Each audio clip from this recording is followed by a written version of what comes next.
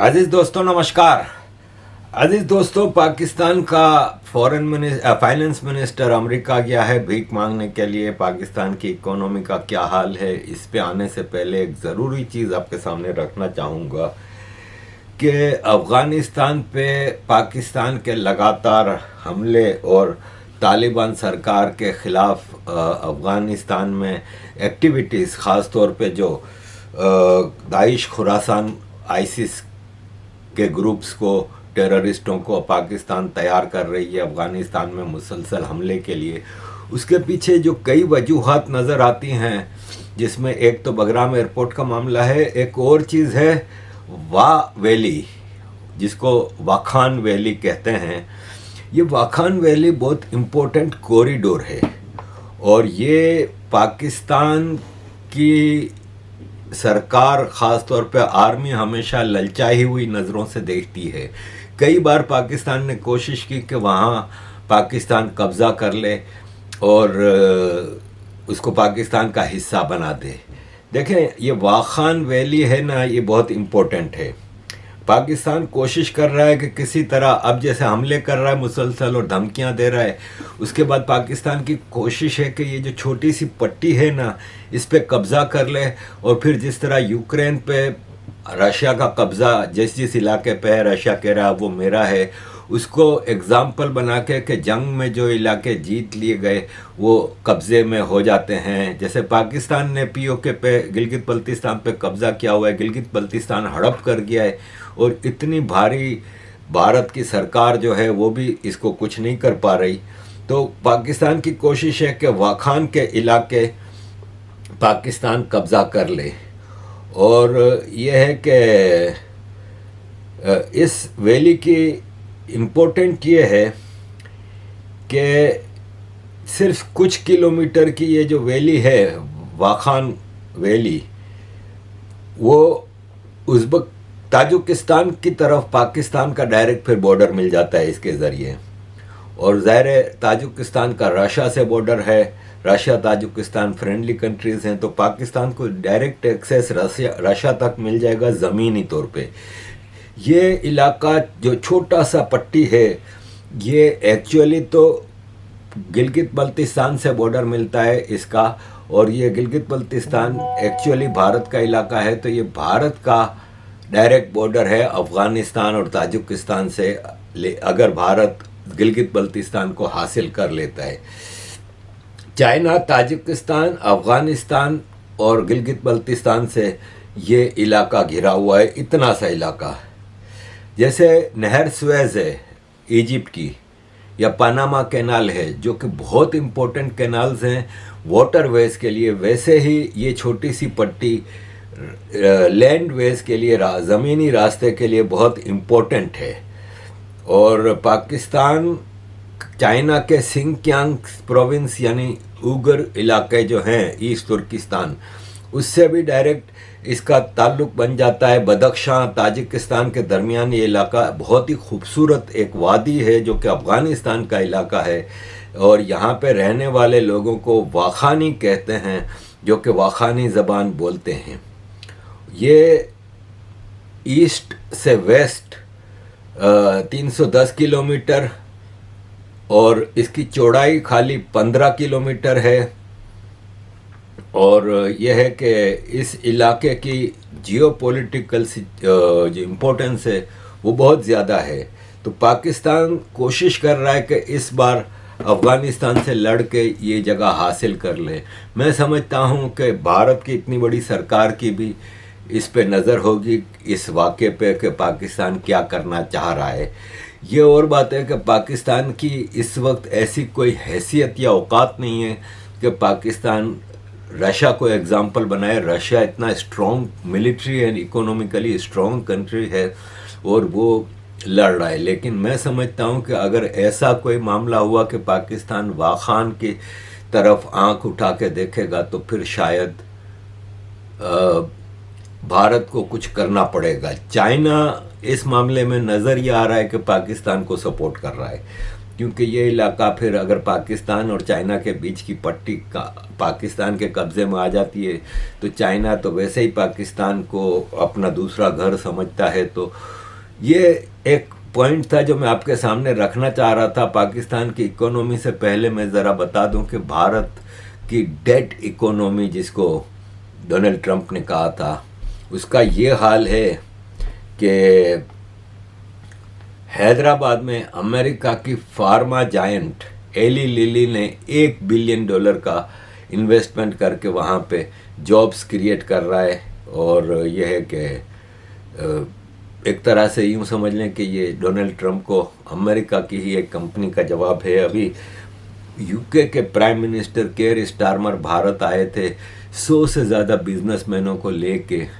तो ये होते हैं इकोनॉमिक एग्रीमेंट्स और ये होते हैं बिजनेस बढ़ाने के लिए, इन्वेस्टमेंट के लिए जेन्युइन एफर्ट्स जो कि हमें नज़र आ रही है भारत में।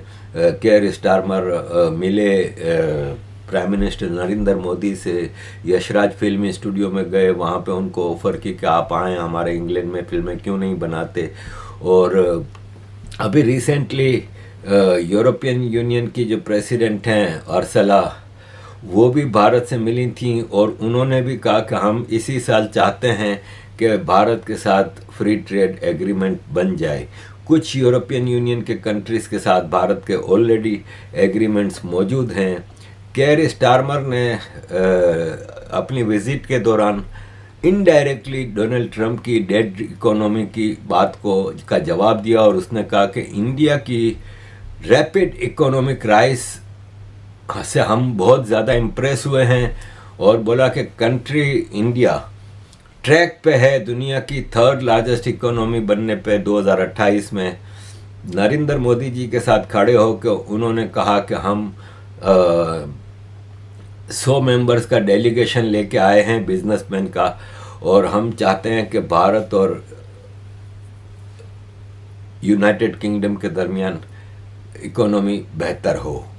अजीज़ दोस्तों, एक और चीज़ मैं बता दूं कि चाइना ने भारत को गारंटी मांगी है कि हम आपको जो रेयर अर्थ मिनरल देंगे वो अमेरिका में ना पहुंचे, उसकी हमें गारंटी चाहिए। क्योंकि अभी रिसेंटली चाइना ने एम्बार्गो रखा हुआ था ना जो भारत को सप्लाई का रेयर अर्थ मिनरल्स का, वो एम्बार्गो हटा दिया है और उसने कहा है कि हम भारत को वो सप्लाई करने को तैयार हैं, लेकिन कंडीशन यही है कि ये अमेरिका को ना जाए। क्योंकि चाइना ने रेयर अर्थ मिनरल जो चाइनीज़ हैं, दुनिया में सबसे ज़्यादा रेयर अर्थ मिनरल है ना वो इस वक्त चाइना के पास हैं, 44 मिलियन टन तकरीबन हैं। यूँ समझ लें कि दुनिया का जो टोटल रेयर अर्थ मिनरल है उसका 40% चाइना के पास है और दुनिया चाहती है चाइना से वो ख़रीदना। लेकिन चाइना ने अमेरिका के ऊपर इसकी पाबंदी रखी हुई और चाइना ने आजमाया हुआ है कि पाकिस्तान चाइनीज़ टेक्नोलॉजी और चाइनीज़ चीज़ें अमेरिका को फ़ौरन दे देता है कि आफ्टर ऑल पाकिस्तान अमेरिका का एजेंट है। तो भारत से ये गारंटी मांगी और भारत ने कहा कि ऑफ कोर्स हम तो ऐसी कोई चीज़ करते हैं नहीं। अजीज़ दोस्तों, फाइनेंस मिनिस्टर पाकिस्तान के मोहम्मद औरंगज़ेब हैं, वो वॉशिंगटन पहुंच गए, 6 दिन के लिए गए। ये लोग 1-2 दिन के लिए नहीं जाते, इनके पास टाइम होता है, फारिग लोग हैं, इनके पास काम तो कुछ करना नहीं होता, सारा काम तो फौज कर रही होती है। तो ये 6 दिन के लिए गया है भीख मांगने के लिए, वर्ल्ड बैंक और IMF से डील करने के लिए, क्योंकि पीछे नंगे हो गए हैं ये लोग बिल्कुल ही।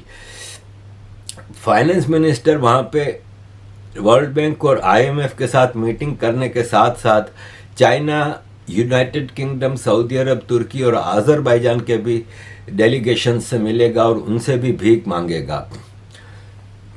मैनेजिंग डायरेक्टर क्रिस्टालिना जॉर्जिवा जो है IMF की और वर्ल्ड बैंक के प्रेसिडेंट अजय बंगा और इसके अलावा वाइट हाउस के सीनियर ऑफिशियल्स और chairman congressional financial service committee से भी इनकी मीटिंग्स हैं। सब नज़र आ रहा है कि भीख मांगने के लिए हाथ फैला रहे हैं। इसके अलावा मिडल ईस्ट, नॉर्थ अफ्रीका और दूसरे फोरम से भी वो भीख मांगने के लिए जाएंगे। तो अजीज़ दोस्तों, भीख मांगने तो ये जा रहे हैं और जाहिर है देखें पाकिस्तान में सबसे बड़ा स्कैंडल जो IMF के हवाले से आया है वो ये है कि लास्ट 2 इयर्स इकोनॉमिक डिस्ट्रक्शन को तबाही है जो, उसको छुपाने के लिए पाकिस्तान ने $11 बिलियन की इंपोर्ट्स कम दिखाई हैं ताकि ट्रेड डेफिसिट और करंट अकाउंट डेफिसिट को कम दिखाया जा सके। आईएमएफ ने यह हिसाब किताब पकड़ लिया है और आईएमएफ ने अब हिसाब मांगा है। आईएमएफ ने रिसेंटली पाकिस्तान को जो एक त्रांश देनी थी 1.2 बिलियन या ऐसी कुछ की, वो रोक ली है। और अब ये औरंगजेब वहाँ पे क्या झूठ मूठ और बातें करेंगे, वो अलग कहानी है। अजीज दोस्तों, बैक होम पाकिस्तान की सूरत हाल इस वक्त ये है कि सेनेट की स्टैंडिंग कमेटी को एक रिपोर्ट पेश की गई और बताया है कि दुनिया भर में जो भिखारी पकड़े जाते हैं ना, उसमें 90% पाकिस्तानी नेशनल हैं। दुनिया भर के जो भिखारी पकड़े जाते हैं उसमें 90% पाकिस्तानी नेशनल हैं। अंदाज़ा लगाएं कि ये भिखारी कौम है और ये दुनिया को धमकियां देती आ रही है। यहाँ पे मुझे एक और बात याद आई कि अभी पिछले दिनों पाकिस्तान के सोशल मीडिया टट्टू पर प्रोपेगेंडा कर रहे थे कि भारत का कोई पड़ोसी भारत से खुश नहीं है। भारत बांग्लादेश से भी पंगा है, नेपाल से भी पंगा है, श्रीलंका से भी पंगा है, मालदीव से भी पंगा है। जबकि हकीकत यह है कि नेपाल से कोई पंगा नहीं है, भूटान से कोई पंगा नहीं है, श्रीलंका से कोई पंगा नहीं है, मालदीव से कोई पंगा नहीं है। ये सारे हेड ऑफ स्टेट भारत से मिलते रहे हैं। इवन बर्मा का कह रहे थे तो बर्मा से भी भारत का कोई पंगा नहीं है। बांग्लादेश की आप बात करें तो बांग्लादेश में एक इलीगल गवर्नमेंट है, इस्लामिक एक्सट्रीमिस्ट की गवर्नमेंट है। हसीना वाजिद से आपका पंगा था पाकिस्तान का। पाकिस्तान का क्या हाल है कि सिर्फ पिछले 6 महीने 8 महीने में पाकिस्तान ने अपने 3 पड़ोसी मुल्कों पे हमले किए हैं। पाकिस्तान के एक्चुअली तो 3 ही पड़ोसी हैं, अफगानिस्तान, भारत और ईरान। अगर आप गिलगित बल्तिस्तान जो कि इलीगली ऑक्यूपाइड बाय पाकिस्तान है वो हटा दें तो वो तो चाइना से भारत का बॉर्डर मिलता है, पाकिस्तान का नहीं मिलता। तो 3 पड़ोसी हैं, तीनों के साथ आपकी जंगें हैं, पंगा नहीं जंगें हैं। आपने ईरान पे स्ट्राइक की, ईरान ने जवाब में स्ट्राइक की। आपने अफगानिस्तान पे स्ट्राइक की, अफगानिस्तान ने आपके ऊपर हमला किया। भारत ने आपके टेररिस्टों के ऊपर अटैक किया, आपने भारत पे स्ट्राइक की। आपकी तो बाकायदा जंगें चल रही हैं सारे पड़ोसियों से। मसला ये है कि आपके पास खाने को पैसा नहीं है, आपके मुल्क का ये हाल है। ये है पाकिस्तान और आप जंगें लड़ रहे हो। किस बुनियाद पे आप इंटरनेशनल एक्टर्स यानी अमेरिका ख़ास तौर पे और चाइना के लिए आपने अपने मुल्क को जंग का मैदान बनाया हुआ है। अंदरूनी तौर पे आप सिवाय टेररिस्ट का कुछ प्रोड्यूस नहीं करते हो। फॉरेन इन्वेस्टर्स जो हैं वो आपके मुल्क से भाग रहे हैं, सब छोड़ छोड़ के जा रहे हैं। अगर कोई बिजनेस कर रहा है पाकिस्तान में तो वो सिर्फ आर्मी है।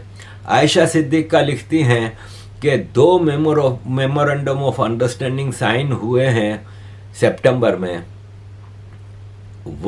फ्रंटियर वर्क्स ऑर्गेनाइजेशन जो कि एक मिलिट्री की ऑर्गेनाइजेशन है, उसका अमेरिका की यूएस स्ट्रेटेजिक मेटल्स के साथ। मतलब आप हर चीज़ आर्मी कर रही है बिजनेस में। जबकि आम बिजनेस का हाल ये है कि पिछले कुछ महीनों में पाकिस्तान से इंटरनेशनल बिजनेस एंटिटीज़ जो हैं ना, जो पाकिस्तान छोड़ के जा चुकी हैं, उनमें Microsoft, Siemens, Telenor, Careem, Bayer, Total, Shell, Glaxo, Abbott, Wellcome, Pfizer, Procter and Gamble ये सब जा चुके हैं। कामरान खान जो कि आर्मी के टट्टू एंकर हैं, वो भी कह रहे हैं कि आज प्रॉक्टर एंड गैम्बल भी पाकिस्तान से प्रोडक्शन बंद करके चले गए। उबर, टेलेनॉर, फाइजर, शेल, कैरिम जैसे बड़े नाम पहले ही अपना कारोबार समेट चुके हैं और ये कॉरपोरेट सेक्टर जो पाकिस्तान से जा रहा है, ये एक संगीन इशारा है कि पाकिस्तान तेज़ी से फॉरेन इन्वेस्टमेंट के लिए नो इन्वेस्टमेंट जोन बनता जा रहा है। डायरेक्ट फॉरेन इन्वेस्टमेंट पिछले कई बरसों से पाकिस्तान प्रोपेगेंडा कर रहा है कि हो रही है, लेकिन बिल्कुल नहीं हो रही, और जो है वो भी सब लपेट के जा रहे हैं। अब आप मुझे ये बताएं कि ये तो फॉरेन इन्वेस्टर्स का हाल है, पाकिस्तान के अपने बिजनेसमैन सब बंद कर करके दुबई अपना माल शिफ्ट कर रहे हैं। काफ़ी बिजनेसमैन जा रहे हैं। मैं कई मेमन बिजनेसमैनों को जानता हूं जिन्होंने ज़्यादातर अपना बिजनेस दुबई और इमारात के कई और शहरों में, इसके अलावा अमेरिका, यूके की तरफ मूव कर रहे हैं। प्रोपेगेंडा में पाकिस्तान टॉप पे है। देखें, टेक्सटाइल मिल जायंट हैं, गुल अहमद मेमन हैं, ये भी इन्होंने अपना एक्सपोर्ट का जो बिजनेस है वो बंद कर दिया। मतलब पूरा पाकिस्तान इन्वेस्टमेंट से फारिग हो रहा है। जो पाकिस्तान की सरकारी कॉरपोरेट्स हैं वो आर्मी रूल कर रही है। सरकारी, एक तो प्राइवेट आर्मी की हैं, वो तो भरपूर बिजनेस भी कर रही हैं, प्रॉफिट भी कमा रही हैं। पीआईए जो कि पाकिस्तान की सरकार की है, उसका हमेशा से चेयरमैन आर्मी का जनरल होता है। 9 बिलियन रुपए का लॉस खाली मुफ्त टिकट देने पे हुआ है। ऑडिट अभी हुआ, उसमें पता चला कि 2,58,000 फ्री टिकट्स दिए गए, 1,16,000 टिकट 95% डिस्काउंट पे दिए गए। जबकि दूसरी तरफ हमारे फाइनेंस मिनिस्टर ये खुशखबरियां सुना रहे हैं कि अमेरिका का इन्वेस्टर्स का पहला वफ्द पाकिस्तान में आ गया और रेकोडेक में इन्वेस्टमेंट करेगा। रेकोडेक ऐसी चीज है, सोने की कान, जिस पे हर चीज रेकोडेक के नाम हो रही है। उसका कोई हिसाब किताब नहीं है क्या वहां से कौन सोना निकाल रहा है, कौन बेच रहा है, कौन क्या कर रहा है। इतना बड़ा प्रोजेक्ट होता है ना, जो $1 ट्रिलियन की बात कर रहे हैं पाकिस्तान, तो इतने बड़े प्रोजेक्ट की कोई वेबसाइट होती है, कोई बोर्ड ऑफ डायरेक्टर होते हैं, कोई तो इन्फॉर्मेशन होती है, लेकिन कुछ भी नहीं। एक चाइना आपके यहाँ इतनी इन्वेस्टमेंट कर रहा था, तो प्राइम मिनिस्टर शहबाज शरीफ ने ये पिछले दिनों कहा था पार्लियामेंट में कि चाइना पाकिस्तान का बहुत अजीम दोस्त है, भाई है, लेकिन सीपेक से आखिरी आपने जो फ़ायदा उठाने हैं ना, वो उठा लें, क्योंकि अब ये बंद होने जा रहा है। तो अजीज़ दोस्तों, this is the economic situation of जंगजू पाकिस्तान, जो कि दुनिया को आंखें दिखा रहा है, लेकिन अपनी इसकी औकात ये है कि कुछ भी करने जोगा नहीं है। पाकिस्तान तबाही के रास्ते पे जा रहा है और पाकिस्तान टोटल तबाह हो चुका है। और जो थोड़ी बहुत कसर है, ये इसको जंगों ने, ये कोशिश कर रहा है कि अमेरिका इन जंगों में पाकिस्तान का साथ दे, चाइना पाकिस्तान का साथ दे। तो चाइना अपने भारत के साथ जो इश्यूज थे ना, उसको लपेट रहा है और ख़त्म कर रहा है, और समझ में उसकी आ गई है कि भारत से पंगा भारत के लिए भी नुकसानदेह है, चाइना के लिए भी नुकसानदेह। तो पाकिस्तान अब चाइना को तो भूल जाए। रहा सवाल अमेरिका का, चाइना अमेरिका के साथ पंगे में है, और चाइना ने अच्छी तरह पहचान लिया है कि कौन अमेरिकी एजेंट है इस पूरे सिनारियों में, इस पूरे रीजन में, इस पूरे खेल में। तो चाइना पाकिस्तान की भी बातों में आने का कोई उसका चांस नहीं है। तो मैं समझता हूँ कि पाकिस्तानियों के लिए अब है ना, बचत की कोई मुझे गुंजाइश नज़र नहीं आती कि पाकिस्तान किसी सूरत बच जाए। पाकिस्तान का टूटना लाजमी है।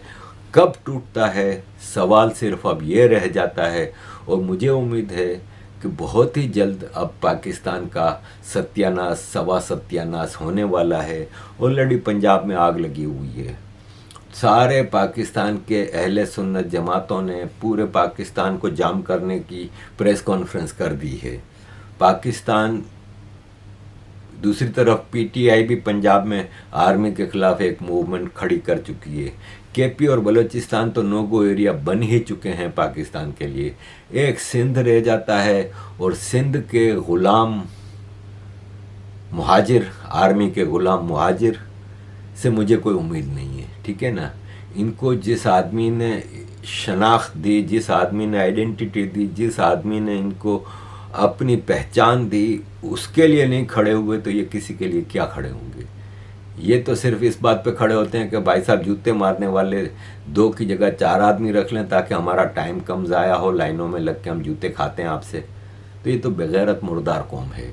सिंधी से मुझे उम्मीद है कि ये उठेंगे, ये सिर्फ अपने जागीरदारों से के चक्कर से निकल आएँ तो ये ज़रूर उठेंगे। तो अजीज़ दोस्तों, this is the situation of Pakistan. Thank you very much for all your support. Kindly keep supporting.